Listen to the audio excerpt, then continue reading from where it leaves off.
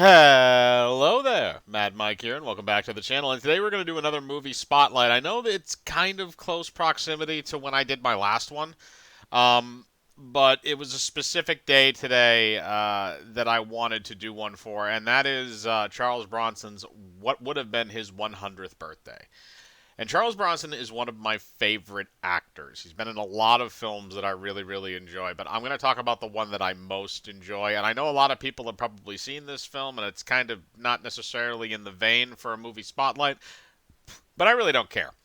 And that is 1974's Death Wish. And the reason why I love this film is because Charles Bronson is believable as the role of Paul Kersey, as somebody who is just trying to live their life and just has everything ripped away from them to the point where they feel that they need to fight back. And that's kind of one of those stories that it can get really bad depending on who's directing it and who's writing it and who's starring in it, but you had kind of a perfect scenario when that happened, where you had Charles Bronson coming in, and he had been coming off The Mechanic with Michael Winner, who also came in to direct Death Wish. Um, and then you also had the writer of Anatomy of a Murder, who, was somebody who knew how to write stuff about crime and about various things that were going on. And on top of that, you set it in like the seediest parts of New York City, where it was conceivable where certain things like that might occur. Somebody getting mugged on a subway station, somebody getting held up when they're just standing outside somewhere at night. Stuff like that. Even other things that happen in that movie too. I mean, obviously they play it up a little bit because it's meant to be gratuitous and violent, those were things that were very, very frequent then. They're kind of frequent now too, but this was a different kind of scenario where Charles Bronson doesn't immediately start off as the gruff, rough and tumble type of guy like he does in a lot of his movies. Look at The Mechanic; he's a hitman. You look at stuff like The Great Escape; he was a soldier. He did an episode of Twilight Zone; he was also a soldier in that. He did Once Upon a Time in the West, where he's a cowboy, he's a gunslinger. So, I mean, most of his roles start off with him already kind of being a badass, and then we just get to kind of watch him do that. With this, you actually have a legitimate character arc in this movie, and that's a credit to the writers and also Bronson himself. Um, Whereas the sequels that were made by Canon Films were mindless action movies. Now, don't get me wrong, I do enjoy some of them to an extent, but they do get to the point of ridiculousness, especially number three and forward. But I really do love the original one because it shows the character of Paul Kersey making this transition from this guy who is normal. He has a wife, he has a daughter who's married with a good son-in-law. I don't remember if they have kids in the movie. I don't think they do. But he has a nice little family, and he has a good job as an architect. He's kind of like keeping up with the Joneses kind of thing. He's your average American guy, and he's just living his life. And again, he's not playing a younger character in this either, and he wasn't terribly young when he took the role either, but he's playing somebody who's probably, well into their 40s, probably closing in on 50 if he's not in his early 50s already. And he's getting to the point where he's starting to, you would think, at least from him, that, another 10 years he's going to plan on winding down his life, retiring, being with his wife and all that stuff. And then everything just goes to shit. And it goes to shit so fucking fast for Paul Kersey. And we get to see this gradual thing. Because the other thing that they established, which I thought was a smart idea, was that he served in the Korean War, but he served as a conscientious objector. The idea that he is not out looking for violence. He does not want to be violent. And violence instead comes to him, and he returns it with violence, which is kind of an interesting idea when you go about it, which is actually vastly different from the book that it's based on. There's a few other little things in there. Jeff Goldblum as one of the muggers slash rapists at the beginning of the movie is interesting. I'm not. I don't think I wanted to get used to seeing Jeff Goldblum doing horrible things to people, but I mean, whatever. It was an early role. I get it. Then you also had the whole thing where, in the scene, obviously where Jeff Goldblum was involved, is the idea that these people follow the Charles Bronson's wife home. They follow his wife and his daughter, and then they proceed to go into the house and beat the living shit out of them, dismantle the house.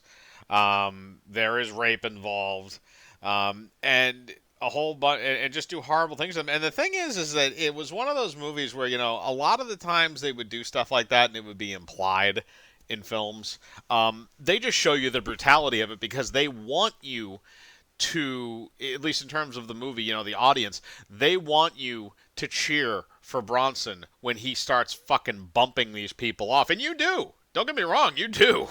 You cheer from the top of the hills. The only problem with it is that they kind of, well, I shouldn't say it's a problem, but the only thing that they kind of do in it is that the idea is that, he's out taking, because eventually, basically, he evolves to the point where he starts actually killing the muggers. He goes out and starts looking for people that are going to try and mug him and then starts bumping them off and then leaving them and then, going back to his apartment. Um, and basically the cops are then trying to run him down. It's all in the newspapers and stuff. It's a very interesting story because it kind of mirrors, not to necessarily to the same extent, but it kind of mirrors some stuff that maybe you see today. In a weird sort of way, or even back then too, with like the way that people kind of pick sides. It's like even though he's doing something bad to bad people. So is it really that big of a deal? That's kind of the question that they ask, which is an interesting question. It revolves more around practicality than morality, I guess, depending on how you look at it. But I love those scenes. The scenes where he is actually gunning people down are amazing because he is just brutal. He holds no punches. There is a great scene in that movie where he's on the subway station and he's reading a newspaper, and you can only see one of his hands throughout most of the scene. And these two guys come up to him, and it's those two guys and him, and I think maybe one other person who no, I think at the time that the shooting happens, it's only those three on that actual train car, and they go over to him and they pull a switchblade and then they ask him to give him all the money, and then he just shoots him through the newspaper.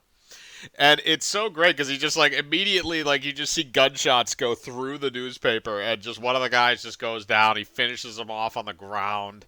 I mean, he's just brutal. But the other thing too is that you kind of in the earlier parts of the movie before he starts actually using the gun and actually killing people. He starts off just doing it with like a little sock that has some a couple rolls of quarters in it, and he hits a guy in the face with it. And it's interesting because he's not just flipping the switch. It's not one of those things where like it's like John Rambo. He goes from like mild mannered guy to like you flip the switch, he's now a killing machine. Charles Bronson in that movie has a graduation before he it ratchets itself up before it gets to the point where he's actually starting to kill people. And that's what I like, is that it actually gave his character a story arc, and it made the Paul Kersey character interesting to watch, unlike a lot of the sequels. And then the other really great thing about it too is that the cops realize that basically that they can't like arrest him, or if they do arrest him, that the public will try and hang them. So they just basically say like, all right, look, we'll let you go. You just can't be in New York anymore. And it's one of the funnier parts of the movie because then he goes to, I believe it's Chicago. And the movie ends on such a great shot of these guys who they're like they're kind of like just hoodlums or whatever. They're hanging out at the airport, and they bump into somebody and knock all of her things over. And Charles Bronson goes down to start picking stuff up, and he looks at him, and they're kind of like taunting her and stuff. And all he does is he takes his hand and he makes a little fake gun and he points it at him, and then he closes one of his eyes like he's aiming, and then he kind of fake fires the gun. He moves his thumb down to simulate that the trigger has fired. And it's so chilling because you realize that at that point he can just flip the switch and he can just do it again. And it's chilling in the sense that these people don't know who they're fucking with, and the audience does. And that's probably the best part of that ending scene is the idea that, you know, if he does this again, how bad is it going to get? Is he going to keep going after people? How many of them is he going to get? How is he going to do it in a new city where he's not necessarily familiar? Now, that would have been interesting to do with a sequel that maybe would have taken place immediately after that. But unfortunately, the sequels we got took place in the 80s, so it had to be a mindless action movie. Uh, Again, I do like the sequels as kind of a guilty pleasure, at least a few of them anyway. The second and the third one. After that, it kind of gets stupid. It gets stupid by the third one, actually, but it gets really stupid by 4 and 5.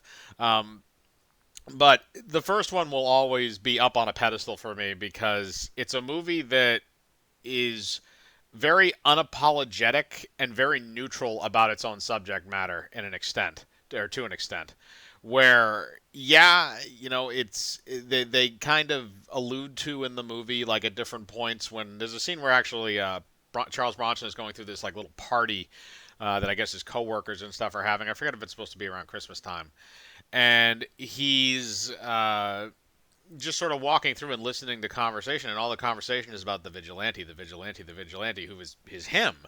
And all he's hearing is about, people discussing, oh, the validity of it and this and that. But all of them seem to kind of drift a little bit towards the fact that he's doing the city a favor in some respect.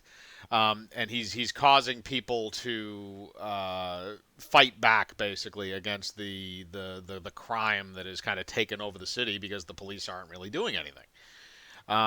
And it's an interesting conversation from back then that you kind of get to see the repercussions of in the movie. It's one of those things where you're seeing these conversations happen in the film, and then you're seeing kind of the repercussions of it as well, because there's scenes from the nightly news and stuff that are mixed in there. The talk about people fighting back and stuff like that, which is where most of that came from. And it's interesting because the movie kind of portrays it as a good thing. But when you're actually watching the scenes, like, he's just a cold-blooded fucking murderer. Like, I'm aware of what happened to him and why certain things are justified in the film, especially to him. But he's still just fucking wasting people left and right. I mean, I can't remember. I think the body count is like 7 or 8 in that movie. I can't remember exactly. It's nothing compared to what he would acquire in later films, but it was still a pretty large body count, especially for 1974. And the way that Michael Winner shoots those scenes are so good because it feels kind of gritty. It feels kind of like the only other film that I could really compare it to was another one around that time, which was The Warriors, which I think was the next year. I think it was 1975. But that was those two films remind me a lot of each other in terms of the visuals, in the way that they kind of portray everything, where it's kind of this gritty like underworld of a city kind of thing. But it in short, the whole thing. I love Death Wish. I love Charles Bronson as an actor, and I would never change that original movie for the world. I think it's perfect the way it is. I think it's one of those rare films that I would consider to be something that I really could not improve on because it's just it it skirts so many different lines from back then that it keeps itself interesting, and the fact that we're doing a character study with the character of Paul Kersey, and he's a very interesting character, maybe not initially, but by the end of the movie, I think just adds to everything. And the fact that he actually has a character arc in that movie outside of other films is another great thing. But, I want to know what you guys think. Do you like Death Wish? Do you not like Death Wish? Do you like any of other Charles Bronson's films? Put your thoughts in the comments below. As usual, I like to read them. Hit the bell for notifications, hit the like button to subscribe, and remember, I live my life free of compromise. Do you?